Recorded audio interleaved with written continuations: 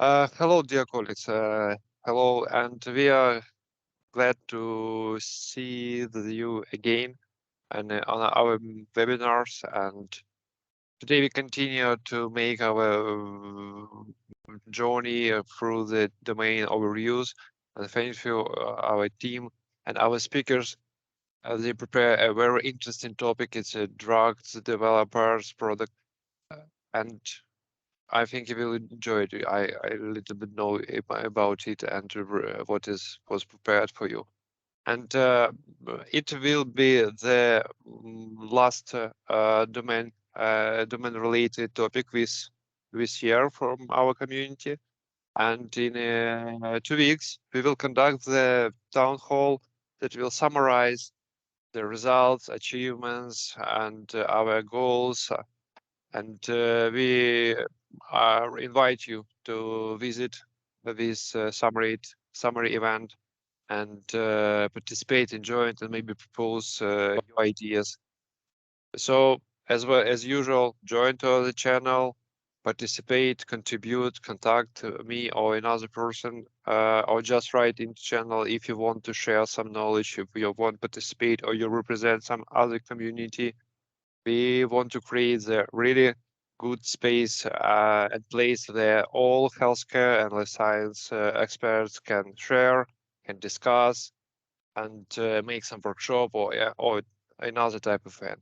But I think we can start and let me introduce our speakers today and give a pass to them. Hello, Raghu. Hello, Malda.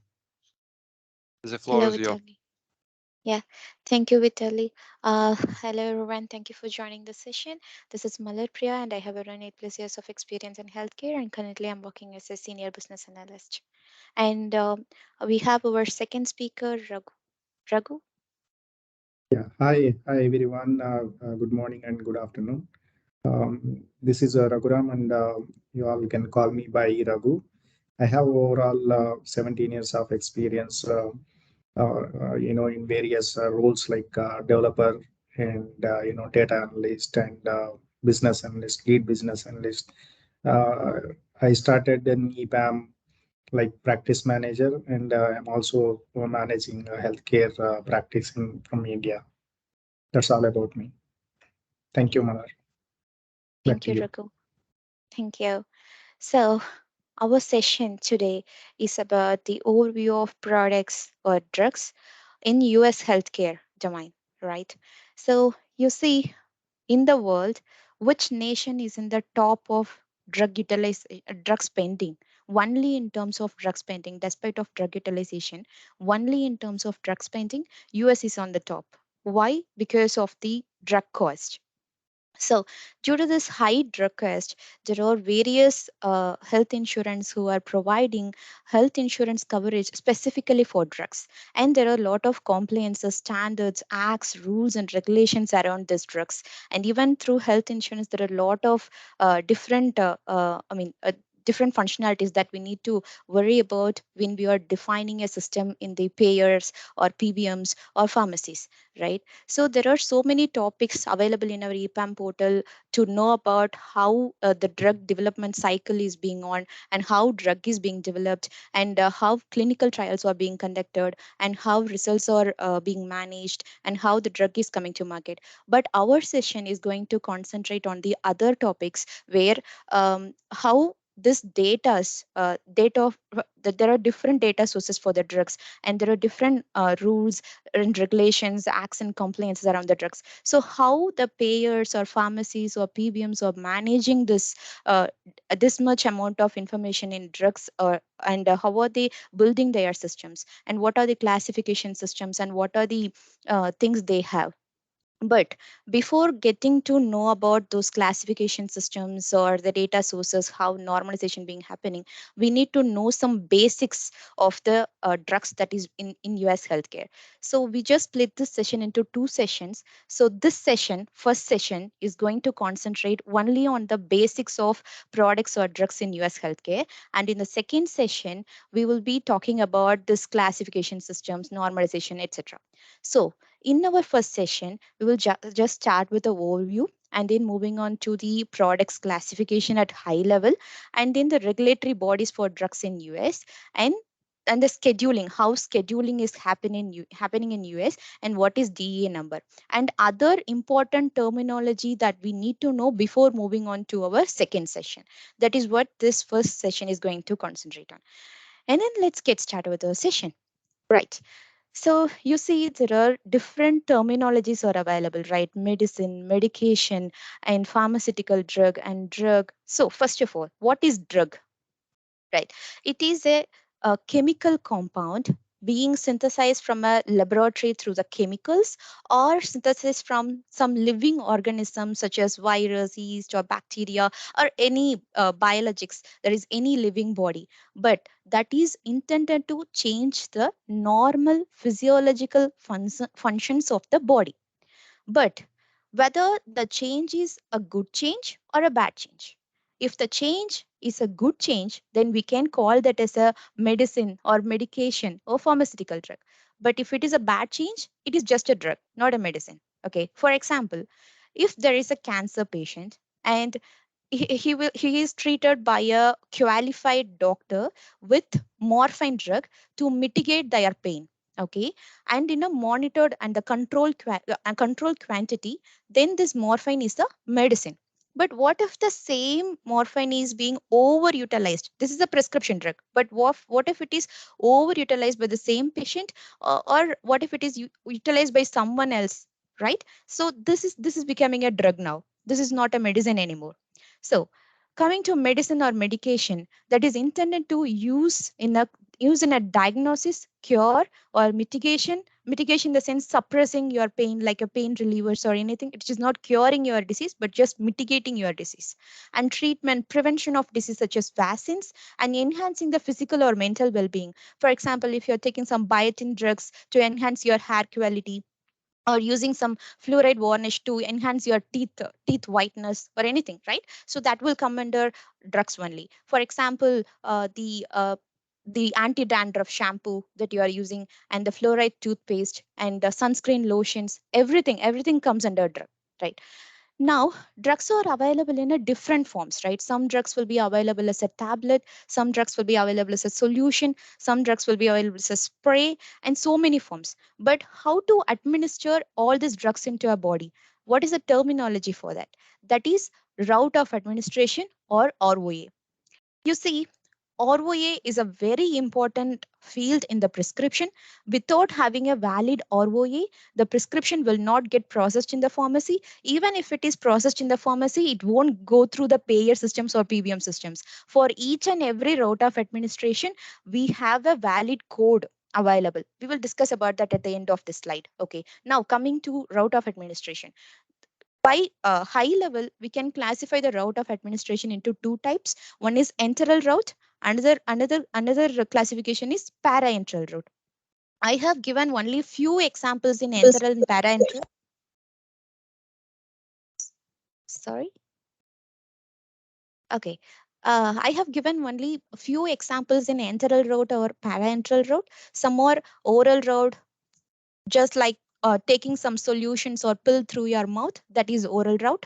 And coming to sublingual or buccal route, like if there are any stroke patients and the nurses used to give a tablet or a pill, and they will ask you to keep it under your tongue or between your cheeks and the teeth, right? So that are coming under sublingual and buccal route. So similarly, rectal route is one of the enteral route as well. And coming to para-enteral route, this is mostly injections, right? In the injection itself, we have different type of injections. If you notice the height of the needle, right? So we can differentiate from there itself. Some are intravenous, it needs to be administered only in the vein. Some are need to be administered only in the muscle, right? So even in injections we have different types. So for all the route we have equivalent code available, and this code is standardized one. In your pharmacy or hospital or in the insurance, they have to use this common codes. Okay, for oral route we have OR as a code, and for injections we have, if it's a intravenous injections, we have IV as a code. For each and every route we have a equivalent code available.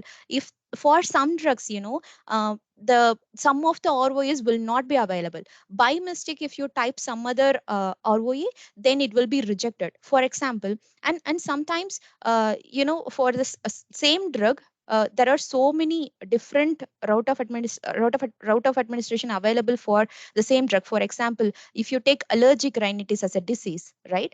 The same drug will be available in a different form, right? So this for allergic rhinitis, we have a drug, same drug available as a spray, available as a solution, available as a tablet. But there is some restriction, like until 2 years of age, then certain certain route is not acceptable, and until 12 to 15 years or 18 years, certain routes are acceptable. And if we are adult, then all the routes are acceptable. I mean, like spray is acceptable there, right? So coming to route of administration, we have so many other interrelated functionalities over there. So while designing the system, we will take all this into consideration while designing the ROA validation. So this is how the ROA will be validated. Okay. And coming to other routes of administration, we have intranasal or inhalation, vaginal, topical, transdermal, and so many route of administrations are available. And for any route of administration, we have a code, and that code is to be that code is a standardized code, and it is common across any entity, like it can be a hospital or a pharmacy or a payer or anything. The same code will be used across. Right. Now coming to products classification.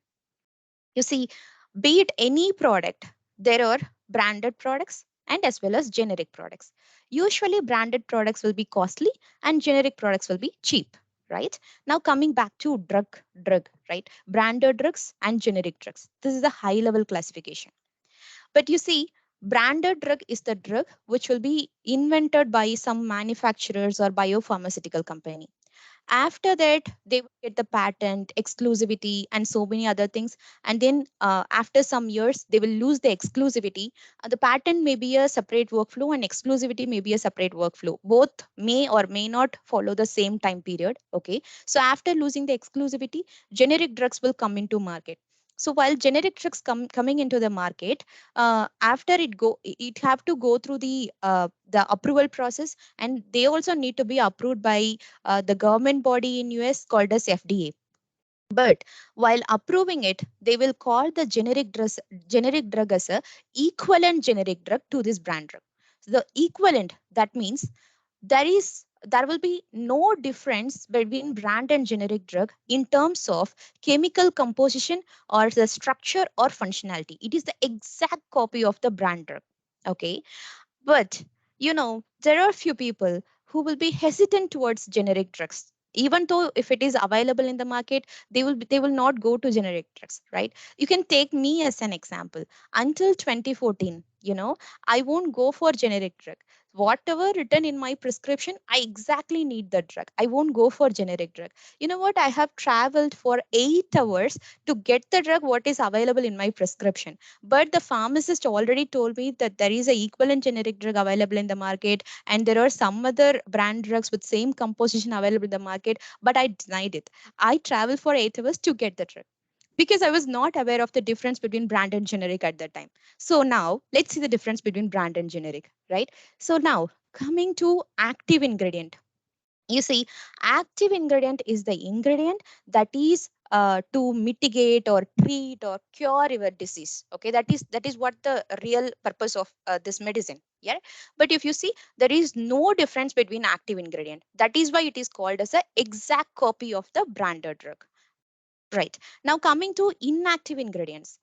The purpose of inactive ingredients is just to add some flavor or taste or some color, or to preserve your active ingredient, or sometimes to break down your active ingredient and making it to work. Right. That is what the purpose of inactive ingredient. It is not something to cure, treat, or anything. Nothing will be done by inactive ingredient. Inactive ingredients purpose is to just to provide the color or to preserve or to break down your active ingredient. That is the purpose. So inactive ingredients may or may not differ between brand and generic drug, and sometimes even inactive ingredients have to go through the approval process and need to be acceptable by FDA. Otherwise, it won't be approved. Okay. Now coming to strength and dosage, that needs to be exactly same. That is why we are calling that as a exact copy of branded drug. And now coming to appearance and look, mostly the appearance and look should not be same as branded drug. Why? Because people may get fooled. If the generic drug have the same appearance and look as a branded drug, they may get fooled and buy generic drugs and thinking, okay, this may be a branded drug, right? So appearance and look should not be same as branded drug. Now coming to price, of course, branded drug will be costly and generic drugs will be less in cost. But will the insurance cover it? Mostly all generic drugs, all the prescription generic drugs will be covered by insurance. But if it is a branded drug, then if there is no equivalent generic drug available in the market, then they will cover your branded drug. But if there is a equivalent generic drug already available in the market, then it may or may not cover your branded drug. Sometimes, even if the generic drugs available in the market, they will cover the brand drug because of the there will be some contract between the manufacturers and the insurance, or manufacturers and PBMs, right? So that is why even though generic drug is available in the market, they will cover branded drug. Okay, there are so many reasons why they cover brand drug even though generic drug is already available in the market, right? Now, if you're clear about the branded and generic drugs classification, we can talk about one more latest type, which is biosimilar drugs. You see, I told you that brand will have some patent, exclusivity, etc. And after they lose exclusivity, generic drugs manufacturer will generate the generic drugs. But usually, why generic drugs are so cheap and branded drugs are costly? Branded drugs may be synthesized from the chemical laboratory, or sometimes it may be synthesized from some biologics. Whenever a drug is developed from some living organisms or any biologics, right, then the drugs will be very costly. And now coming to branded drug, they have invested their time, effort, and money to invent the brand drug, right? So to get that initial cost, the brand drug will be very costly. And generic drugs, coming to generic drugs, most of the time generic drugs will be manufactured from the chemical substance only. Okay, it won't be developed from the biologics. Because we need to know only about the chemical structure, right? Even though branded drug is developed from biologics, there is some chemical composition that will be available. So with same drug can be manufactured with the chemical substance as well. That is what generics will usually do. That is why it is so cheap. Now coming to biosimilar drugs are usually manufactured from the same produce as in the branded drug. But the main difference is this biosimilar drug is highly similar to the branded drug. It is not the exact copy in terms of chemical structure or the composition. It won't be the exact copy as like a generic drug. It is just highly similar to branded drug, but the main advantage of it is it is developed from the biologics. It is developed from the same produce as in the branded drug. So that is the main difference between the biosimilar and brand, or biosimilar and generic. But coming to cost now, biosimilar drugs are developed after branded drugs are coming into the market, right? So in that case, they already know what is the chemical composition, how is it being developed. So even though they are developing the drug from the biologics, it won't be as costly as branded drug. But at the same time, since it is developed from the biologics, it will not be as cheap as generic drug. We can keep the biosimilar drugs in between the branded drug and generic drug. That is the right place for it. Now, coming to insurance coverage, whether the insurance coverage cover the biosimilar drug, previously not, but now insurance have started to cover some insurance have started to cover some biosimilar drug. Not all biosimilar drugs are covered, only some biosimilar drugs are covered by some insurance. This biosimilar drug may induce some changes in the systems that we have in the payer side or PBM side or pharmacy side. Because, when it comes to drugs, the drug pricing calculation and cost sharing calculation, everything will be varied between brand and generic drug. Now it is a new type, right? Biosimilar drugs. So this may induce some more change into our system, right? Now, There are so many drugs available in the market, and within a high level classification, we have three types. Now, who is approving all this? I told you that FDA have to approve, and FDA have to approve even the generic drug as well. But who is that FDA? You know, in US government, they have the health and human services, right? They are concentrating on the health and human services to the US. They have the agency called as FDA. So FDA is the one who is regulating and monitoring all the prescription drugs and all the some of the OTC drugs as well, and all the electromagnetic devices, biologics, blood samples of whatever the drugs that comes into market, right? That have to go through the FDA. Not only drugs, even the food and everything that have to go through the FDA to get the FDA approval. So what is meant by FDA approval? If the drug is said to be FDA approved, that means it outweigh the risks for intended use. But that doesn't mean it won't have any side effects, okay? Because there is some myth that if the drug is FDA approved, there will not be any side effects, but that's not the case. It will have side effects, but if the side effects will be very very minimal, and it won't the side effects won't be applied for each and everyone, or sometimes for some diseases, the side effects will also be a greater impact to your body.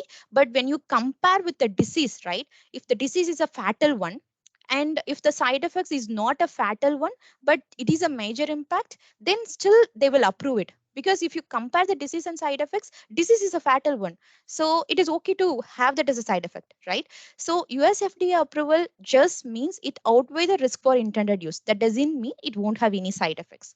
But how do I know if there is a drug I'm searching for, and if there is any US FDA product available in the market or not, right? You can use this link.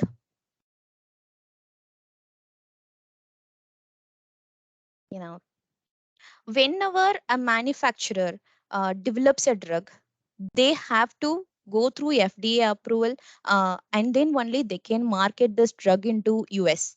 The manufacturer can be from different nation. That doesn't matter. If you try to market your drug in the US, then it is mandatory to get US FDA approval. Right now, coming to this site, like for example, if I am searching for some drug here,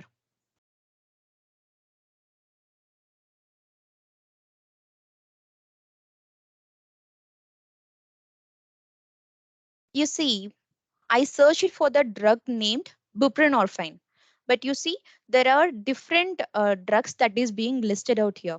Why? Because one drug may have more than one ingredient. Okay, my drug is here. But if you see, all other drugs may have buprenorphine as one of their ingredients. So that is why all these drugs are being listed out here. Now, let me click any one of the drug. Yeah, this drug. You see, for this buprenorphine drug, there are 5 manufacturers available in the market, starting from Watson Labs, Alvogen, Mylantec, Aviva, and Amneal. 5 manufacturer drugs are available in the market, so I can buy any of this drug. But please note this one thing: discontinued. So what does that mean? Like, this particular manufacturer's drug is discontinued. That is, that there is no more US FDA approval. It won't be available in the market as a prescription drug. Right. So if it is mentioned as discontinued, then we should not buy this manufacturer drug, because it won't be available in the market, first of all. And even if it is available in the market, it cannot go through the process, and it won't get approved in your insurance, or nothing will happen. Okay. And now, coming to the other factors, like let us click some drug and let us go through what are the contents within this listing. Okay, I just got this Watson Labs one. Okay, here there is one indicator, that is ANDA, right? So I was talking to you about the brand and generic, right? In FDA side, how do I know whether this drug is a branded drug or generic drug? You can use this term, right? If it is a NDA, if it is a NDA, if the code is NDA, then it is a brand drug. If it is ANDA, it is a generic drug. Okay, simple one. Now, coming to the other listing of whatever they have listed in FDA, the drug name is listed out here, and this drug have only one ingredient, that is buprenorphine, and that is the active ingredient. So they will list out the active ingredient here. and in how many form it is available in the market. Like it is available as a 5 mg, 10 mcg, 15 mcg, and there are different strength forms are available. And what is its route of administration? It is transdermal route of administration. What is the dosage form? It is also being mentioned here. And what is a marketing status? Whether it is a prescription drug or you can get this drug without prescription as well. So it is mentioned here. And what is this TE code? TE code means therapeutic equivalent code. So I told you that after brand drugs comes into the market, generic drugs will be manufactured after the exclusivity of the branded drug expires, right? So during the FDA approval process of generic drug, if it is approved, then they will validate the therapeutic equivalent nature of this generic drug, okay? And it will be validated against the branded drug. So while after validating it, it will be assigned with some code. There are different codes are available. There are actually two type of code. One is a code, another one is B code. A code means it is equivalent.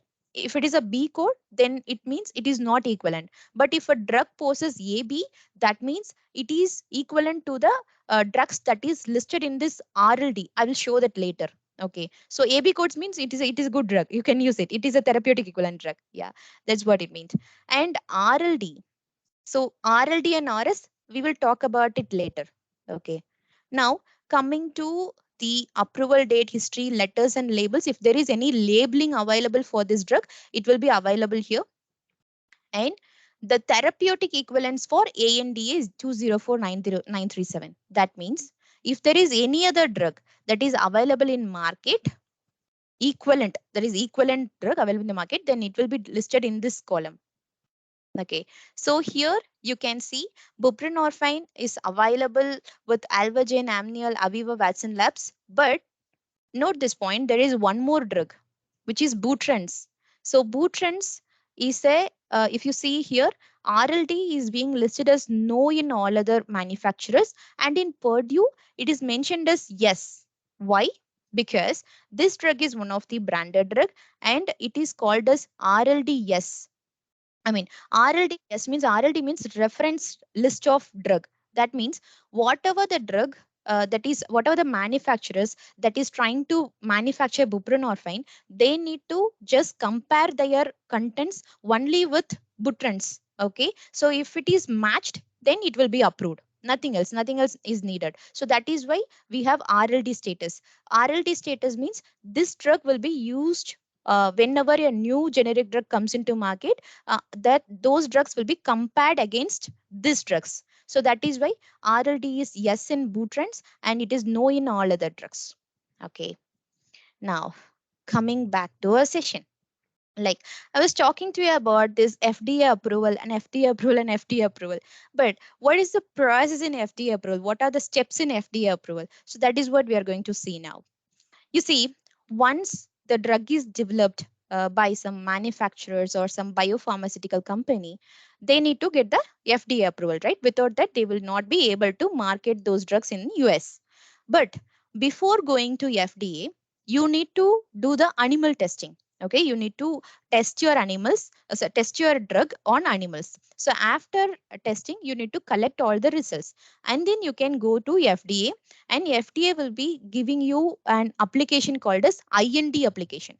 IND means investigational new drug application. If it is a complete new drug for the disease, it is a complete new drug. There is a new disease and you have developed your first drug. Okay, so for that you will be provided with this IND application. So in this IND application, you need to fill all your test results data and your manufacturing details, drug composition, and so many fields will be there, and you need to fill the form. And after that, FDA will review this IND application. And if the review is successful and there is no problem, then they will ask you to go through clinical trials. We need to note one point that clinical trials will not be conducted by FDA. Okay, it needs to be conducted by manufacturer, but they will just review your clinical trial results. That's it. Okay, and for clinical trials, there are so many sessions available in EPAM portal, and there are some sessions lined up as well. So I will not just go deep dive into clinical trials. I'll just give a brief about clinical trials. Okay, there are 3 phases in clinical trials. In first phase, a less number of people will be participated, and in second phase, a little bit higher than the first phase will get participated. But most of the time, the direct drugs will not be applied on them. Only placebo, that is like a mimicking the actual drug, right? So that will be applied on them, and the safety and efficacy, everything will be studied. And after that, you need to collect all the results and you need to submit to FDA. FDA will review all these things, and if they found there is no problem, then they will ask you to go to phase 3 of clinical trials. In phase 3 of clinical trials, large population will be, I mean, the drugs will be conducted, the testing will be done on large population, and after that, once again, the drug efficacy, the safety, everything will be collected, and it will be submitted to FDA. Okay, now the review meeting will happen. In the review meeting, all your clinical trials and everything will be reviewed, and if everything goes well, then they will ask you to submit NDA application, that is new drug application. While explaining it in the link in the website, right, I was talking to you about the ANDA, NDA. I told you NDA is a branded drug and ANDA means it's a generic drug, right? So this is how it will vary. If it is a branded drug, they will ask you to submit NDA application. If it is a generic drug, they will ask you to submit ANDA application, right? Coming to this NDA application, in NDA application, a lot of fields will be there, and you will be asked to fill the data, the results, manufacturing, composition, and everything. You need to fill in everything, and after that, this application will be reviewed. If it is a branded drug, right? So it will take some long time to review this application. And if everything is good, then they will ask you to do the drug labeling. You know, drug labeling is a very very important thing in US, in any pharmacy or any manufacturer site, right? But why labeling is so important? Let's just step back and talk about something else, right? You know, in some restaurants or cafe, if you order a cup of hot coffee, it will be served in a cup. If you just note down the contents or the label of the cup, it will be mentioned, caution, it's hot, or the hot contents are there. But I already know, right? Because I have ordered the hot coffee. It is supposed to be hot and it is hot. But why it is mentioned in the cup? Why it is mentioned in the cup as a label? Because to provide you the safety and to avoid some problems in future, yeah, and to also mitigate the problems that if you're not aware of the if you're not aware that it is hot, you may spill it on you, right? So it may induce some problems over there. And mainly there is one important point, that is liability, right? Now, coming back to drug labeling. So, in drug labeling, it was mandated to label all information such as the active ingredients, inactive ingredients, if any, that is to be harmful for the body. You need to mention that, and the ROA, and all other details such as the labeler code, NDCs, billing, and everything that is used for the billing purposes. And also, main thing, if there is any adverse effects, like if this drug is to be interacted with some other drug, it will provide you some adverse effects, then you need to mention everything over here. You know, in US, there are a lot of lawsuits that is being filed on the manufacturers or the distributors for mislabeling or off labeling, so it is very important. Without proper drug labeling, it won't get dispensed to the people. It is very very important. If it is missed, then lawsuits will be filed against them. Now, after drug labeling, once again, FDA will review all your drug labeling informations, and if they feel everything is perfect, then they will move on to next stage, which is facility inspection. Here, FDA will directly go to the manufacturing units, and they will review all the manufacturing units and how it is being manufactured and all these things. If everything works well until this stage, then we'll be moving on to the final stage, that is FDA approval, drug approval. So after getting FDA approval, you can market this drug into the market. So if manufacturer celebrates this FDA drug approval, then we need to remind them that no, no, no, don't celebrate now, because there is one more phase, which is phase 4, post marketing analysis, and it will happen, even after providing the FDA drug approval. If they find any problem in the post marketing, like they will conduct a post marketing analysis, there is a voluntary body available, so they will conduct a post marketing analysis and they will submit their results to FDA. But if after post marketing, after it is being applied on public, if they find any problem, any risk, if they found, they will withdraw your FDA approval at any time. Okay, so this is ongoing process, I would say. Like after getting FDA approval, it can be withdrawn if they find any risk in the public. Okay, but it may be a rare case, because mostly FDA will study your efficacy, safety, and everything through all these 12 stages. But still, even in post marketing analysis, if they find any risk, they can withdraw the FDA approval at any time. Right. But how FDA is doing all this? Because they have two divisions. One is CIDR, another one is CIBR. CIDR is mainly to regulate the prescription drugs and the some over-the-counter drugs and etc. And CIBR is mainly for the monitoring the biologics. If there is any biologics or biological related products, I explained you what is biologics in previous session. So it is being regulated by CIBR. Okay, now here there is a NDA application, right? If it is any biologics, then instead of NDA application, they will ask you to submit a BLA application if it is biologics. Okay, so that is how it will change. Other than that, now here we have seen about how a new branded drugs comes into FDA and how it is being approved. And if it is generic, I told you that instead of NDA application, there is ANDA application. But what about all other steps? Is it same for generic drugs as well? No, I would say, because the number of stages will be same, but the time will be very, very short for generic drug. You don't need a long clinical trials as in the branded drug, because as a generic drug, you just need to prove that all the active ingredients are just exactly matching with the branded drug, because branded drug is already available. There is a reference drug list already available. So the generic manufacturer just need to prove that the generic drug is matching with the branded drug. If they prove it, then that's good. FDA will approve it. You don't need a long clinical trials, and long review won't be there. Okay, right. Now moving on to our next topic, that is DEA Schedule Drugs. Scheduling. So scheduling will be done only for controlled substances. Okay, but what is that? What is mean by controlled? The literal meaning of control: to limit the usage, right?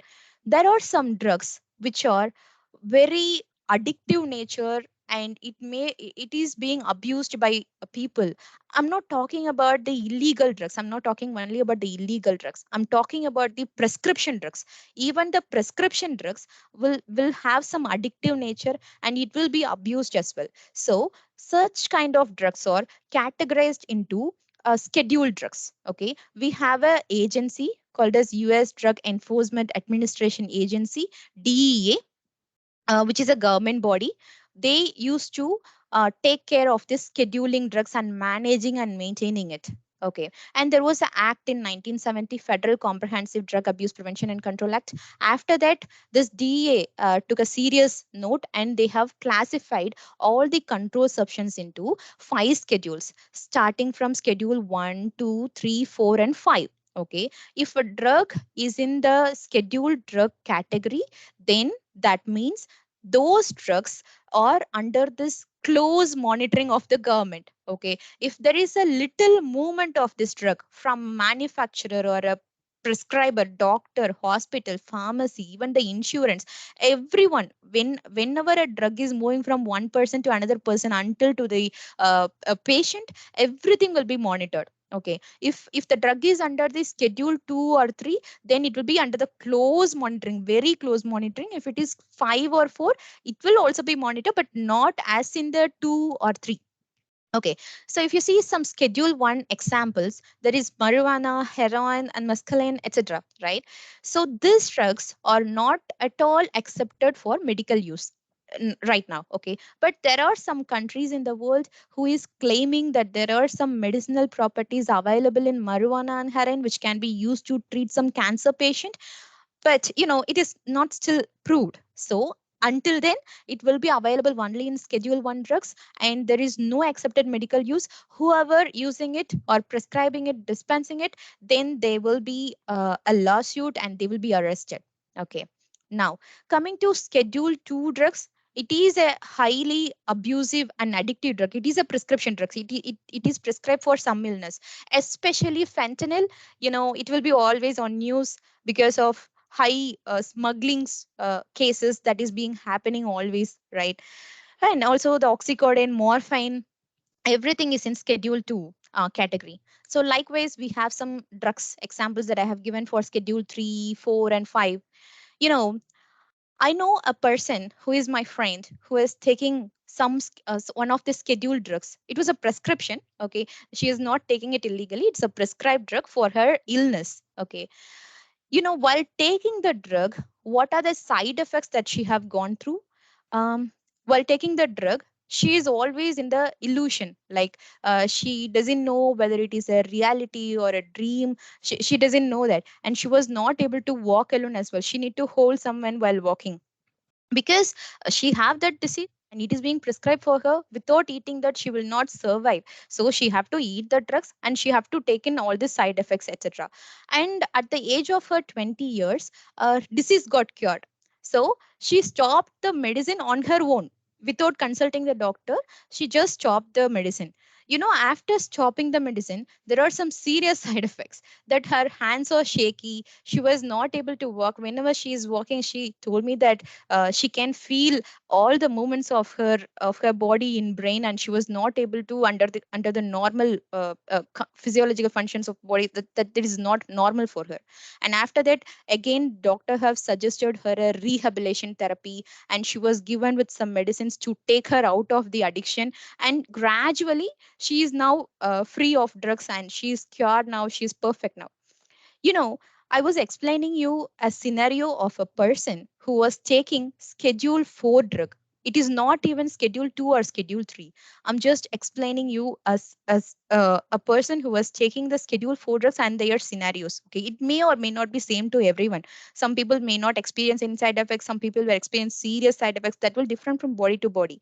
But if a person is experiencing all this in Schedule 4, then you can imagine the scenario of schedule people who are taking Schedule 2 or Schedule 3 drugs, right? It is a highly abusive and highly addictive drug, and lot of smugglings and lot of people who is just abusing it. Everyone, I hope everyone aware about the opioid crisis that happened in US and how many children got affected because of the opioid crisis, right? That is just because of the one loophole in the system. Okay, and also recently, just before 1 month, we got a news that there are some two major pharmacies or PBM in US. They have to pay some huge penalty to the government just because of this loophole. Okay, so they are just pharmacy or PBM. Okay, they didn't do the abuse, but there is a loophole. Because of that, this abuse happened. So they have to pay the penalty. This is how it will work. Whoever involving in this drug, it can be a manufacturing or dispensing or distributing, or even you are just an insurance body and you are processing it and you are dispensing it. Everyone need to have a proper system that should not have any loophole. Because if I just describe you about loophole, you can't even believe it. It is such kind of loophole. Any developer or tester can't even imagine that it is such a kind of loophole, but it resulted in a penalty. Right. So how to manage it, right? So all these people, someone need to prescribe it, someone need to dispense it, and someone need to distribute it. So how to provide all this licensing to them? So we have an another next topic, which is a DEA number. Raghu, I would like you to take it forward from here. Thank you, Malar. Yeah, who can dispense these DEA drugs? So whatever mentioned by Mala, schedule 1, 2, 3, 4, right? So who can dispense these, DEA drugs? So it require, some, registration number to dispense these drugs. And this require, at various parties level, right? So everyone cannot dispense these drugs. Only the parties who have, these DEA registration numbers. So including distributors, prescribers, dispensers, required to have DEA license to supply these drugs. The license provides links to manufacturers, prescribers, and distributors and pharmacies. This is how to they trace these DEA drugs. Who determines who can get DEA number? It's obviously state government departments. And DEA provides a number, a dedicated number, and the DEA cannot consider an application unless you first have state controlled substance authority. And each state is different, right? So, for example, Schedule 1 drug, we talked about marijuana drug. So that drug can be, used as a scheduled drug, in Western United States, but it is not allowable at, Eastern side, right? So this is everybody known, right? So that's why it is, depending upon the state authority. After getting the authority, they can register in DEA site to get the DEA number, right? And what will happen if scheduled drugs are lost or stolen? So they need to fill Form 106. They report, whether it is a theft or loss, they have to, report within 1 business day. So it is, very tough to, to report within 1 business day, right? So they should realize, whether it is a theft or loss, right?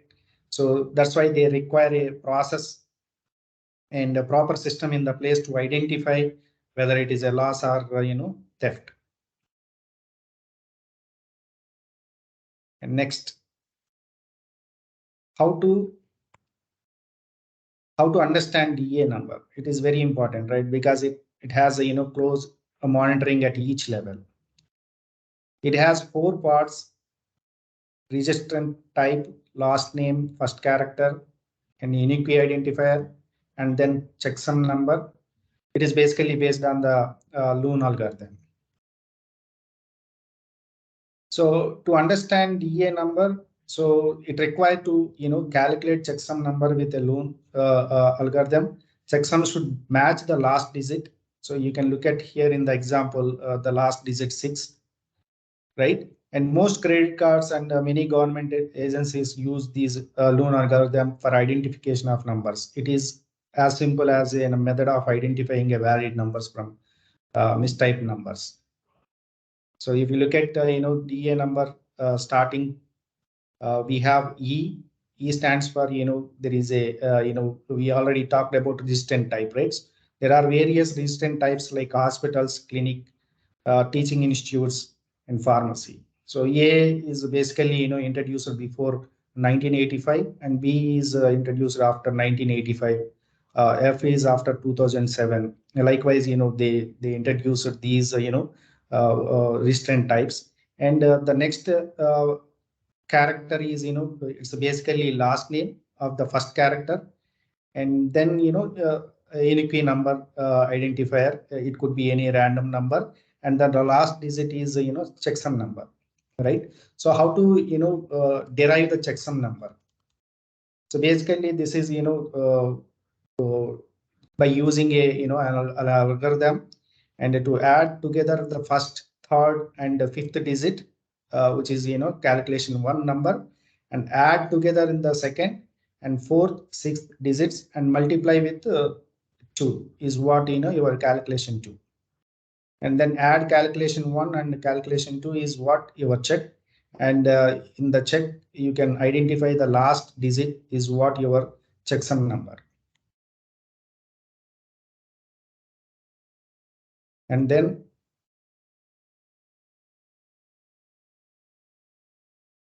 so we are giving a poll here, who can dispense Schedule 2 drugs. So you can use this pool and response your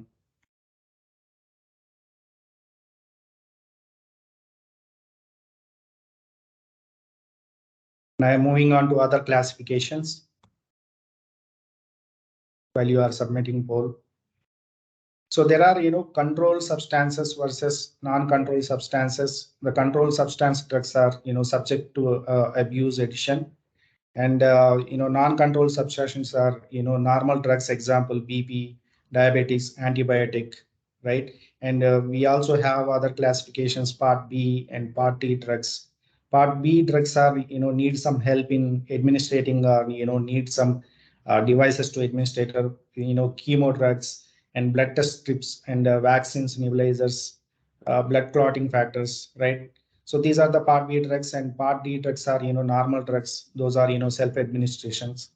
And we also have other classification, RX versus OTC drugs. RX is basically obtained through prescription-only drugs, and these are the stronger than OTC drugs. The OTC drugs are, over the counter, mostly not mentioned by FDA, can be obtained without prescription, example, creams, eye drops, right? So vitamins, these are the, OTC drugs. It can be available at any counter.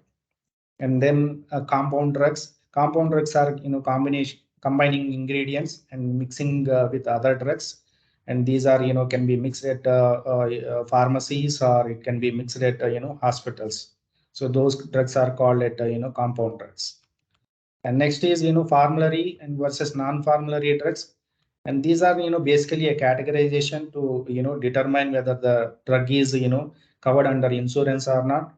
So only few pharmacies maintains the, these formulary drugs, and like, specialty drugs that need special handling and special administration, and it require, special monitoring, because, it requires special administration. And these drugs are high costly drugs, and it requires special storage, and, it requires some special preparation, example, diabetes, cancer drugs. These are more expensive, right? So that's why it require, special care. And all these, specialty drugs cannot be available in any pharmacy. Only certain pharmacies sold these specialty drugs. And maintenance drugs. So it's basically, terminology introduced by PBM and pharmacy. It is basically, when we are working with the systems, they require what are all the maintenance drugs. So they require some special processing rules around it. So that's why it is limited to, PBM and pharmacy systems. It is not a medical drug level, classification. And next is DESI drug efficacy study implementation drugs. These DESI drugs are FDA's administrative process to consider the effectiveness of the drugs that had been approved only for safety between 1938 and 1962. These drugs are called DESI drugs. So these are the classifications we have in the drugs, and we will cover more in deep in the in the advanced session. So thank you, Malar. Thank you, Vitali. Yeah. Thank you. And I just want to add one more point in this DESI drugs. While designing the payer systems or the health insurance or PBM system, we will make sure certain DESI drugs are not at all approved and not at all being in our formulary. Why? Because as Raghu explained, Desi drugs are drugs that is approved in certain period from 1932 to 1968. So during that stage, FDA approval process is different, right? Right now, the FDA approval process is different and it is more enhanced now. And right now, we just classify those drugs, that old drugs, into some categories of Desi list. Desi have some indicators like LTE code 2, 3, 4, and 5 and 6. So that means if the drug is less than effective, or some drugs will be withdrawn from the market itself, so that is classified into DESI 6 list. And some drugs which is less than effective right now, which is classified into DESI 5 list. And similarly 2, 3, 4 are available. And right now, even though it has some NDC or everything is available, if it is under the DESI list, then it is supposed to be not to be included in your insurance coverage. Your government will not pay for it. Okay. Especially while designing your government plans, government insurance plans, they will just make sure that they are not covering any DESI 5 or 6 listed drugs. And also, while processing the claim, we will have some functionalities over there introduced in our system to make sure none of the DESI 5 or 6 is approved in our insurance policy. Like, it should not be used at all. That is why. Yeah. So likewise, we can talk about different classifications out there. As Raghu told, we will introduce more concepts in our next session. Yeah. And thank you so much, everyone, for your time. Any questions?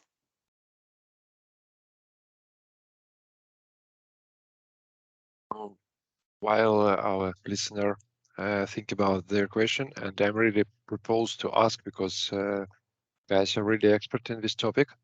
I want to express my personal opinion and personal gratitude. Grateful for you guys for your preparation, for such a lot of details and expertise. And I really thank you for this contribution, because this type of event of enter beginner level event really help newcomers and people who want to switch or require some switching into some area of expertise. And it's a very valuable topic. Thank you. Thank you for so much for your job. And we will post it, and it will be Yeah. recorded, and people will use it. Thank you. You Thank you. did a really good job. Thank you. So, Thank you so From my much, side everyone. as well, actually, thanks Mala and thanks Raghu. We are really impressed with your knowledge that you have already possessed due to like drug prescription, drug classification, and so on. Just my question from my side, actually, if there is any IT solution implemented due to this, really nice theory knowledge, if there is any artificial intelligence enhanced to help healthcare provider or any other, how would I say, providers to prescribe what kind of drugs we need to prescribe. I mean, generic or brand. Just yes, I see that we need to take into account insurance plans, but in general, do Yeah, you know? there are. Yes. There are so many systems that is available in the market to help the provider to help with it. And coming to choosing the brand and generic, whether it is a formulary or non-formulary, that is, if the person poses the insurance, right, the workflow will be different altogether. Mm-hmm. Mm-hmm. They need to send the request to the insurance first. Before writing the prescription, they need to send the eligibility inquiry to the health insurance. So after that, they will send you, okay, this drugs are covered and this drugs are not covered. Then after consulting with them, then they will write a prescription accordingly. So this is how they will make sure whether the drugs are covered in your insurance or not. While writing the prescription itself, they will make a eligibility inquiry, and then only they will write the prescription. And now coming to brand and generic, once again, if they are using insurance, right, all the drugs, the brand and generic, whatever covered in the insurance, that will be given to them and they can write it out. Okay. But at sometimes, if the person don't have insurance, they may write some other just as a simple drug name, and it's a simple drug name into your prescription. But if you're taking to this drug to the pharmacy, right, this prescription to the pharmacy, Mm-hmm. if there is any equivalent generic drug available in the market, they will give you only the generic drug. They will not give you the branded drug unless and until it should be mentioned in your prescription that for some disease, for some specific disease, or some specific people who will have some allergies, right? So they need to take only certain brand drug, even though generic is available in the market. Only at that time, the prescription should be mentioned that brand only. They need to mention that sentence in the prescription, so that they pharmacy will dispense brand drug at the time. But usually they need to write only drug name, and pharmacist will dispense the generic drug if it is available in the market. If it is not available in the market, then they will go for a branded drug. And now coming to picking the drug, right, you asked about artificial intelligence. Yeah, that is Mm-hmm. available, like clinical decision support, right? So that system is available even for the prescription writing. And there are Mm-hmm. so many softwares available in the market which have its own competitions over suggesting a best solution for it, right? Yeah, Mm-hmm. that is already available in the market, and that will also help you. But once again, if you're talking about insurance formulary and everything, that is a different workflow. And once again, if it is a brand and generic from insurance or without insurance, that is a different workflow. And even though you write a brand drug in your prescription, pharmacy have a different workflow, and they will take care of whether they will dispense you only generic drug if it is available in the market. And if you need a branded drug, then you need to specifically mention that in the prescription. Otherwise, the branded drug will not get dispensed. So to Fantastic add, explanation. Thank you very much. Yes. Go ahead, yeah, Raghu. to add, Malar, actually, in the current trend, a lot of evaluations are coming, right? So till now, we are using the existing data, for the, analytics, and we are, doing with IoT applications to identify the drugs. But now, all these drugs are, derived, based on, a certain group of people or community or, like in clinical trials. But, in coming days, these drugs are coming, specific to a DNA level and also specific to a person level. So this is going to be, next era we are going to see, and we have already data available, and many opportunities are coming, based on this data. Clear. Thank you very much. Really much appreciated. Yeah, and we have one more question in the chat from Ivan. Can you provide the list of artifacts to get NDA approval at phase 3 stage?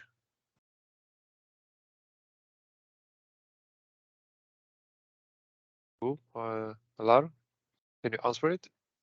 Artifacts to get NDA approval. Yeah, or just FDA approval. documentation. To Ah. get FDA. Okay, I will just collect it and I'll post it here. Thank you. Yeah, you can do it right after the meeting, so it shouldn't like this moment.